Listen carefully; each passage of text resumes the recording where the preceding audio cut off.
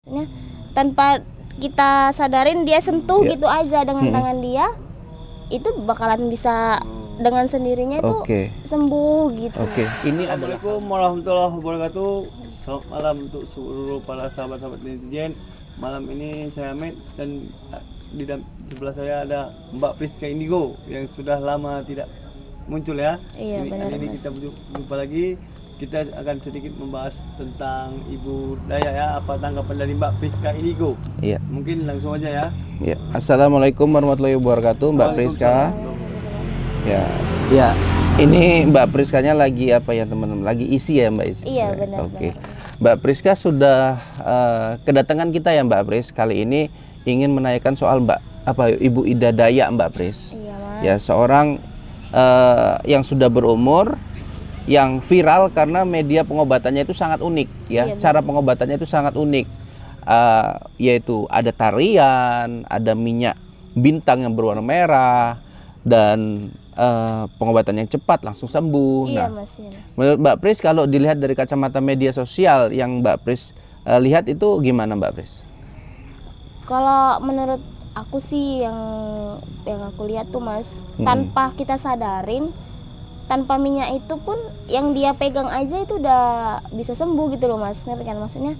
Tanpa kita sadarin dia sentuh gitu aja dengan tangan dia, itu bakalan bisa dengan sendirinya itu sembuh gitu. Ini adalah hal menarik ya. Kenapa Mbak Priska bisa ngomong seperti itu gini ya? Karena Mbak Priska juga bisa melihat-lihat ya hal-hal seperti itu.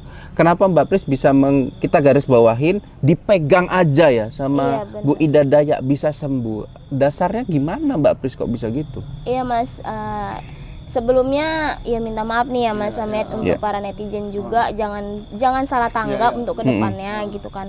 Yang saya lihat ada yang mendampingi Ibu Ida Dayak tadi ini Mas gitu, seperti kayak Panglima gitu, Panglima Kalimantan. Dan kalau dibilang Ibu Ida Dayak ini dukun kayaknya bukan Mas. Bukan. Gitu ya. Bukan. Gini, sekarang kita dukun itu kan konotasinya negatif ya. Padahal aslinya juga nggak seperti itu sebetulnya, karena memang dukun itu sudah banyak dicemari ya, apalagi dengan kasus pesulap merah yang membongkar kedok Gus Samsudin yang dibilang dukun. Padahal nggak dukun. Nah, gini Mbak Pris tadi bilang ya, Ibu Ida Daya ada pendampingnya, Panglima. Nah, Mbak Pris bisa jelasin nggak sosok apa aja sih yang sebetulnya membantu Bu Ida, yang Mbak Pris bilang dipegang aja bisa sembuh gitu? Kalau sosoknya itu saya juga nggak pala kali saya dalami Mas. Cuman yang saya lihat tuh kebanyakan sih Panglima itu nggak cukup satu Mas, ngerti kan?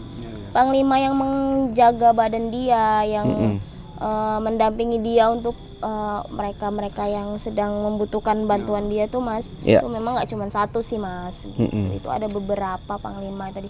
Tapi kalau untuk sosoknya saya juga nggak ngerti Mas. Apa sih sosok di belakang Ibu Ida Daya ini? Ini banyak sekali ya digembor-gemborkan sama pesulap merah juga gini Mbak. Bu Ida Daya ini tukang pijet, tukang ahli patah tulang seperti masyarakat pada umumnya. Jadi apa yang spesial? Nggak ada istimewanya itu Bu Ida Daya. Nah, dari kacamata Mbak, ahli patah tulang yang biasa, perbedaannya dengan Bu Ida Daya ini gimana Mbak? Beda Mas. Kalau mungkin ahli patah tulang yang biasa ya seperti yang kita lihat, kita bisa sama-sama saksikan Mas. Nggak mungkin yang sebegitunya bengkok gitu kan Mas.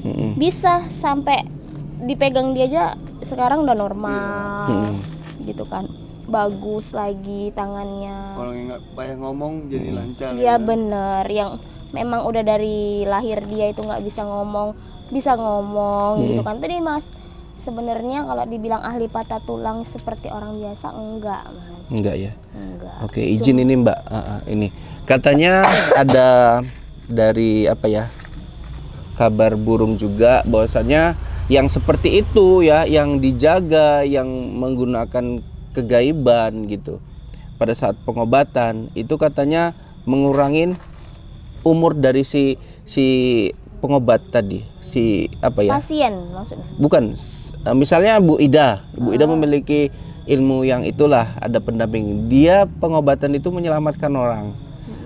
Dia secara tidak langsung kehilangan sisa umurnya, itu gimana Mbak tanggapannya soal itu? Mas, kalau masalah umur kayaknya itu bukan urusan kita ya mas, bener nggak?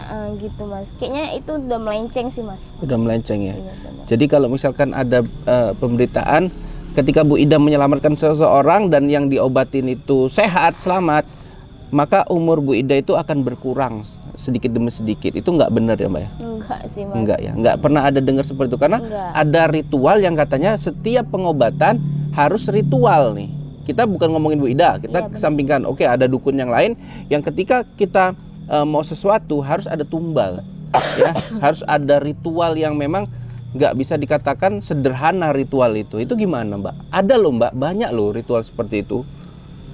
Kalau menyampingkan Ibu Ida Dayak mas, banyak.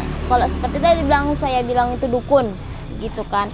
Dukun itu pasti salah satunya mengadakan ritual, entah itu kayak kita bilang bakar menyan ya mas Hamid ya, Bakar atau menyan. itu mandi kembang, itu Benar, mungkin dukun mas, gitu kan. Kalau Ibu Ida Dayak ini kan bisa kita lihat dengan minyak bintang ya mas, Ya, minyak bintang yang merah itu. minyak bintang merah itu tadi, dia bisa menyembuhkan orang yang benar-benar wow. Saya aja pun speechless mas ngelihatnya gitu kan. Oke. Tapi Mbak percaya gitu bahwasanya Bu Ida Dayak itu memang benar seorang yang sudah berumur, ahli patah tulang, ahli pengobatan yang dibantu sama sosok gaib. Panglima sih mas, bukan sosok gaib.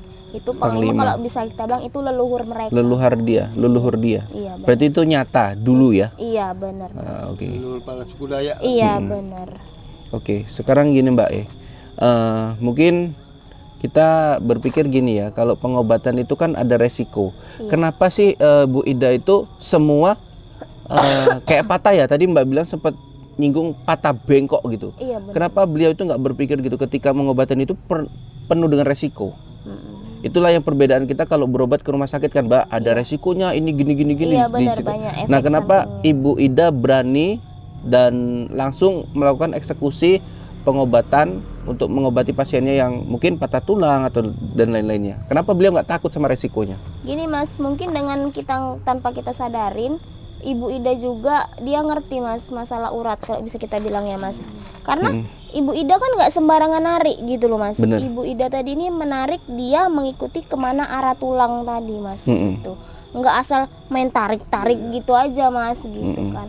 Kemungkinan kalau resikonya ke depan dipikir Bu Ida, cuman dia lebih menyampingkan bakalan untuk ke depannya harus bisa sembuh pasien ini tadi gitu. Yang pasti Ibu Ida juga memikir resiko itu ya Mbak ya? Iya. Tapi karena kasihan melihat pasien yang tadi sudah menderita karena penyakitnya, beliau menyampingkan itu mungkin. Iya benar. Oke. Jadi Mas Ahmad ada yang mau ditanyakan sama Kak Priska? Kalau dipikir gini Mbak, kenapa Bu Ida ini nggak sayang gitu dengan ilmunya gitu?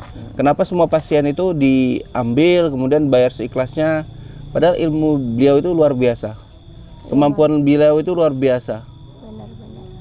Orang datang langsung sembuh. Itu pun juga saya nggak bisa ngomong ya mas gitu kan, nggak bisa ngomongnya gini karena memang dia nggak mentarifkan itu gitu kan. Dia dengan seikhlas hati dia tadi, dia pernah bilang saya manusia biasa, saya bukan malaikat dan saya sama seperti kalian katanya gitu mas. Itu pernah saya lihat ada di salah satu ini, dia ya memang ikhlas gitu loh mas, membantu orang tadi dia ikhlas tanpa pamrih sedikit pun, itu apapun itu dia kayaknya nggak bakalan diterima dia gitu kan. Soalnya ada dengar kabar dari netizen juga, ada yang mau ngasih ini tuh sempat dia tolak sih mas. Sempat ditolak ya. Jadi kalau kembali ke hal-hal mistisnya Mbak, Ibu Ida ini saking terkenalnya ya, apa nggak takut diserang sama ahli spiritual yang lain gitu? Karena memang ya kita nggak bisa mungkirin kehadiran beliau mungkin membuat pekerja-pekerja ahli tulang malah ke Ibu Ida semua gitu. Menurut Mbak benar, gimana? Mas. Kalau menurut saya rezeki balik lagi ke kitanya mas gitu.